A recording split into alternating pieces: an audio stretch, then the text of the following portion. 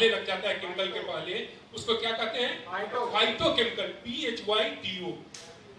Phytochemical का मतलब है ये जितना भी पोषक तत्व है सब मां प्रकृति के पास है, और आपको केवल पता करना है कि कौन सा फाइटोन्यूट्रिएंट्स आपको चाहिए और कौन कौन सा पौधा में। तो हमने मां प्रकृति से लेके आया। अब आप मेरी बातों को समझे कि आपके पैंक्रियाज को हेल्दी रखने के लिए 27 केमिकल या 27 फाइटोकेमिकल की जरूरत है। आपके पैंक्रियाज को हेल्दी रखने के लिए 27 केमिकल या 27 फाइटोकेमिकल की जरूरत है। और एलोपैथ में यदि 27 केमिकल को आप एक साथ यूज करते हैं तो शायद पैंक्रियाज रीजनरेट हो सकता था, पर उससे दूसरे नुकसान जो है उससे बड़ा होने वाला था। आप समझ रहे हैं? केमिकल एक साथ आप 27 को यूज करेंगे तो उसके लाभ से ज्यादा नुकसान होने वाला था। तो पूरा के पूरा वहां पे रिसर्च क्या चला कि हम डायबिटीज को कंट्रोल कैसे करें। वहां पे जो वर्ड आया, कौन सा वर्ड आया? डायबिटीज कंट्रोल कैसे करें। और वहां पे केवल ये चला कि जो बचा हुआ बीटा सेल है उसको हैमर करो कि वो ज्यादा से ज्यादा इंसुलिन निकाले, और उस दौरान भी बीटा सेल का नंबर घटता जाता है, हमारा डोज बढ़ता जाता है। दवा लेने के बाद भी शुगर लेवल 150, 160, 180, 200 रहता है। इंसुलिन लेने के बाद भी शुगर लेवल कितना रहता है? 200, 250, 300 रहता है। आपके ध्यान में आ रहा है? क्यों? क्योंकि वहां तो बीटा सेल धीरे धीरे घटता जा रहा है। अब आप देखें फाइटोकेमिकल खूबसूरती में बताता हूं।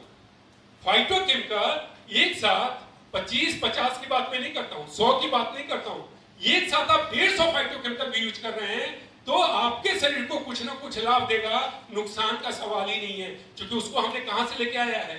मां प्रकृति से। और जिस शब्द के आगे पीछे मां लग जाए वो कभी भी नुकसान पहुंचाएगी नहीं। कभी भी आप एक शेर आए और एक बच्चा खड़ा और एक मां खड़ी है तो शेर से भी लड़ने का जज्बा है उस मां में। कब तक? जब तक उसमें जान है अपने बच्चे को बचाने का। शेर के साथ अपने बच्चे को फेंकेगी। तो हमने जो निकाल के लाया है वो मां प्रकृति से, और एक प्रूवन फैक्ट है कि फाइटोकेमिकल आप एक साथ कितना भी यूज करें आपके शरीर को लाभ होगा, नुकसान का सवाल नहीं होता। तो हमारे लिए पूरा आसमान खुला हुआ था रिसर्च करने के लिए कि आपकी जितनी मर्जी उतनी मर्जी पौधों को आइडेंटिफाई करो। और हमने फाइनली 3 पौधों को आइडेंटिफाई किया। एक का नाम है स्टीविया रिबोडियाना, दूसरे का नाम है सौरोपस एंड्रोगाइनस, और तीसरे का नाम है नाइजेला सैटिवा। और इन 3 पौधों का अर्थ हमने निकाला, जो एक दवा नहीं है पर काम क्या क्या करता है नट सेल में मैं बता रहा हूं। सबसे पहले हमारे शरीर में जो बचा हुआ टॉक्सिन है, जिसको रेजिडुअल टॉक्सिन कहते हैं, बचा हुआ टॉक्सिन है उसको पहले निकालता है, बॉडी को डिटॉक्सिफाई करता है। दूसरा, पूरे शरीर को क्या न्यूट्रिशन चाहिए उससे उसको मतलब नहीं है। पैनक्रियाज को 27 न्यूट्रिशन चाहिए, वो सारा न्यूट्रिशन उसमें है। Over a period of time beta cell regenerate होता है। बीटा सेल रीजनरेट होता है। आप समझ रहे हैं? ये बीटा सेल को हैमर नहीं करेगा, बीटा सेल को रीजनरेट करेगा, रीजनरेट कहेगा। और मैं आपको पहले से बता देता हूं कि आप कभी मेरे गाल को छुएंगे तो आपको लगेगा कि ये तो पत्थर हो गया है। क्यों? क्योंकि पिछले 10 सालों में इतना तमाचा खाया है, इतना तमाचा खाया है कि आप विश्वास नहीं कर सकते। क्यों? क्योंकि सुबह और शाम, दिन और रात आप डॉक्टर के यहाँ जाएं, दोस्त के यहाँ जाएं, फैमिली मेंबर्स के यहाँ जाएं, हमें सुनने को यही मिलता है कि बीटा सेल कभी भी रीजनरेट नहीं होता है। और जो ही आप कहेंगे कि बीटा सेल रीजनरेट होगा तो अगला बंदा क्या करेगा? तमाचा मारेगा कि नहीं मारेगा? आपने गैलीलियो महोदय का नाम सुना है?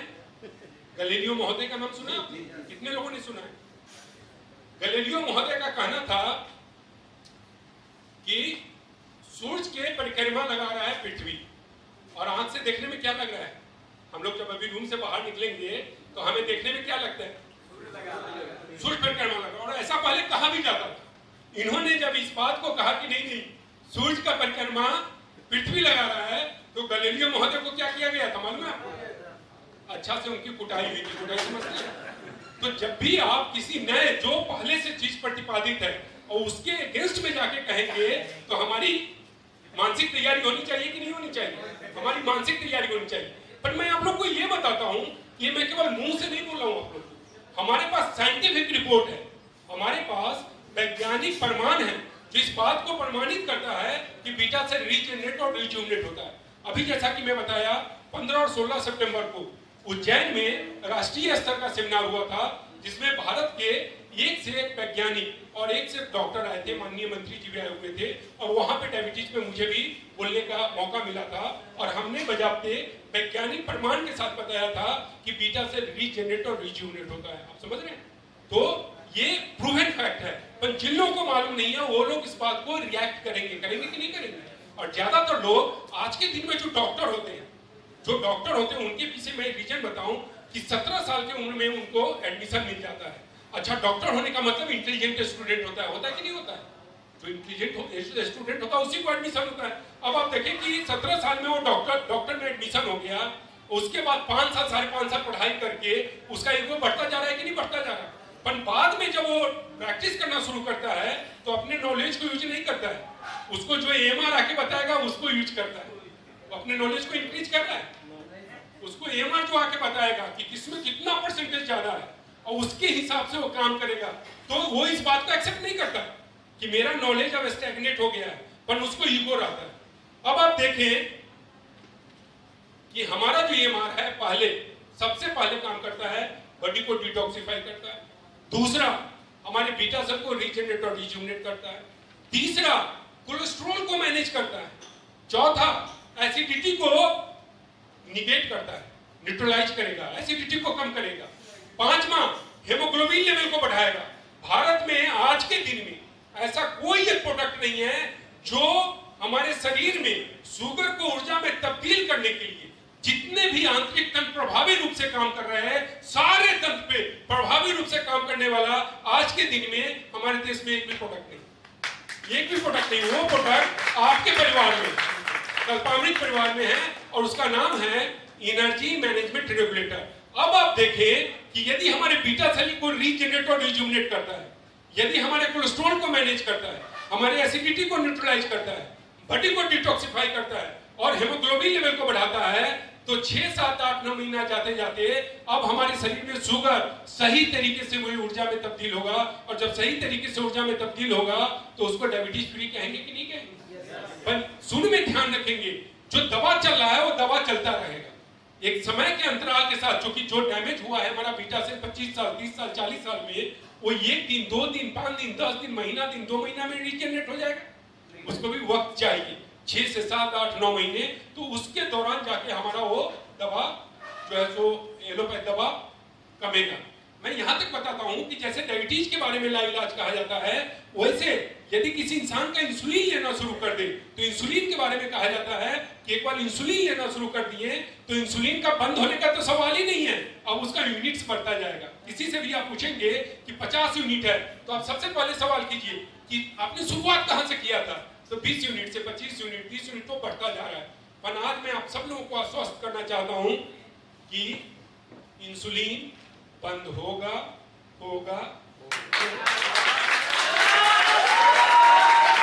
अच्छा, कैसे होगा? जब बीटा सेल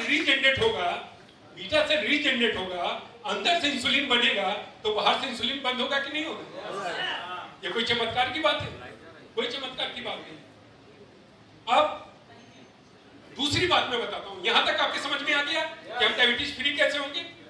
अब दूसरी बात मैं बताता हूं, बहुत इंपॉर्टेंट है, बहुत इंपॉर्टेंट पॉइंट मैं बताने जा रहा हूं। 2 मिनट।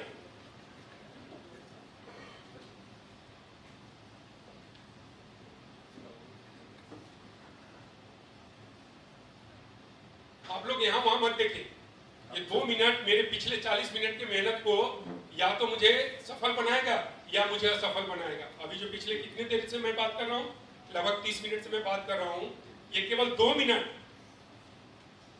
ये बताने जा रहा है कि मैं अपने जीवन में कितना सक्सेस होने जा रहा हूं। आप समझ रहे हैं? और आप लोग आप मुझे सक्सेस बनाना किसका काम है? आप लोगों की जिम्मेवारी है कि मैं कितना सक्सेस हूं। तो 2 मिनट बहुत इंपॉर्टेंट है।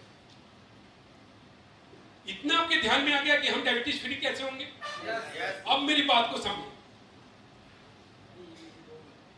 यदि किसी इंसान को डायबिटीज है, ईश्वर न करे ऐसा हो, पर यदि हो गया, किसी इंसान को डायबिटीज है, ब्लड प्रेशर है, थायराइड है, माइग्रेन हेडेक है और पेट की बीमारी है, तो उसका हम एलोपैथ में जाएंगे तो पांचों के लिए 5 दवा दिया जाएगा कि नहीं दिया जाएगा? होम्योपैथ में जाएंगे तो 5 दवा दिया जाएगा। आयुर्वेद में जाएंगे तो 5 दबा दिया जाएगा। पर यहां पे एक बात को आप समझो कि पांचों का मूल कारण क्या है? Diabetes, blood pressure, thyroid, migraine headache और पेट की बीमारी। पांचों का मूल कारण है आपके शरीर में शुगर ऊर्जा में सही तरीके से तब्दील नहीं हो रहा है। पांचों का मूल कारण क्या है? मूल को पकड़े, जड़ को पकड़े तो मूल रूट कॉज क्या है पांचों का? पांचों का रूट कॉज है कि आपके शरीर में शुगर सही तरीके से ऊर्जा में तब्दील नहीं हो रहा है। और ईएमआर का काम क्या है? ईएमआर कोई दवा है? ईएमआर का काम है कि हमारे शरीर में कार्बोहाइड्रेट जो शुगर बन रहा है उस शुगर को सही तरीके से ऊर्जा में तब्दील करेगा।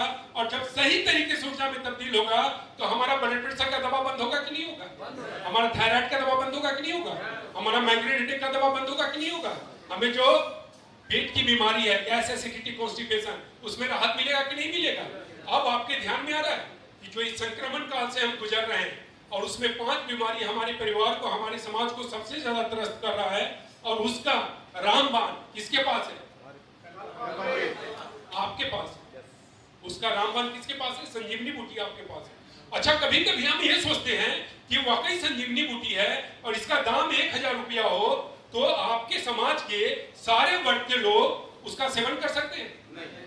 समाज के सारे वर्ग लोग, कुछ लोग कहते हैं, अभी ऑब्जेक्शन लेते हैं कुछ लोग कि साहब यदि इतना अच्छा है तो इसका दाम होना चाहिए 1000।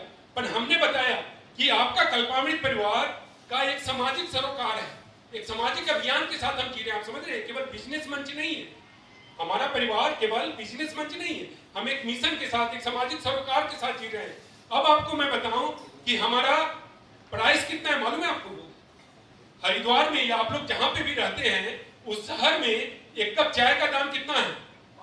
शहर के किनारे होटल में जाके पिएंगे तो पॉकेट ही नहीं, पैसा ही नहीं बचेगा। नहीं, सड़क के किनारे एक 5 रुपया है, एवरेज 5 रुपया है, 7 रुपए है सर, 5 और 7 एक एवरेज हम 5 रुपए मानते हैं। तो आपके ईएमआर का प्राइस, आप यदि हमारे कल्पामृत परिवार के सदस्य हैं और सदस्य बनने के लिए कितना लाख रुपया देना पड़ेगा? Zero balance. तो यदि आप सुबह और शाम 2 बार हम कहते हैं लेने के लिए तो सुबह का खर्च 5 रुपए है और शाम का खर्च 5 रुपए है। अब आप बताएं कि आपके परिवार के और समाज के सारे तबके के लोग इसको अफोर्ड कर सकते हैं कि नहीं कर सकते? एक सामाजिक अभियान बन सकता है कि नहीं बन सकता है? हमें नेटवर्क के लिए जाना पड़ेगा या हमें सामाजिक अभियान के लिए जाना पड़ेगा? नेटवर्क तो उसके पीछे आएगा, नेटवर्क, लेकिन उसको समझना पड़ेगा। नहीं समझेंगे तो नहीं होगा। अब जैसा कि मैं बताया कि केवल ये मार के लेने से हम डायबिटीज फ्री नहीं हो सकते। मैं अपने बात को थोड़ा सा कंट्राडिक्ट कर रहा हूं। उसको थोड़ा सा सपोर्ट चाहिए। कहां से सपोर्ट चाहिए उसको? सबसे पहले उसको सपोर्ट चाहिए शारीरिक श्रम, फिजिकल एक्टिविटी। फिजिकल एक्टिविटी हमें करना पड़ेगा। दूसरा सपोर्ट चाहिए इसको खाना पीना। सुबह में अंकुरित अनाज, मॉर्निंग में अंकुरित अनाज में जो बेस्ट माना गया है वो है मूंग। मूंग के बारे में बताऊं कि कुछ लोग जो नॉनवेज खाते हैं, मुझे माफ करेंगे मैं नॉनवेज नहीं खाता हूं, पर जो लोग नॉनवेज खाते हैं उनका कहना है कि रेड मीट में प्रोटीन बहुत ज्यादा है। पर मैं आपके ध्यान में लाऊं कि रेड मीट से ज्यादा प्रोटीन यदि कहीं पे है तो अंकुरित मूंग में। सुबह में हमें अंकुरित मूंग, जितने भी डायबिटीज वाले हैं उनको सुबह में अंकुरित मूंग खाना चाहिए। और दूसरा, जब भी खाना खाएं तो 1/3 भाग ग्रीन सलाद होना चाहिए। जब भी खाना खाएं तो 1/3 भाग ग्रीन सलाद होना चाहिए।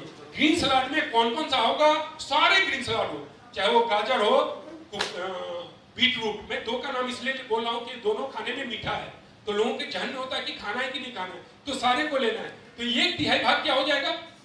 1/3 भाग सलाद। उसके बाद रात में 11 बजे के आजू बाजू सोना। सबके साइंटिफिक रीजन है, पर आज मैं साइंटिफिक रीजन नहीं बताऊंगा। अभी भाई साहब,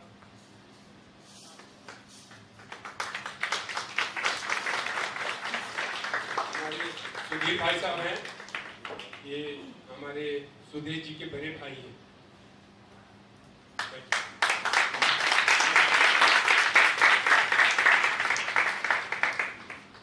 सर इजाजत हो तो मैं कंटिन्यू करूं?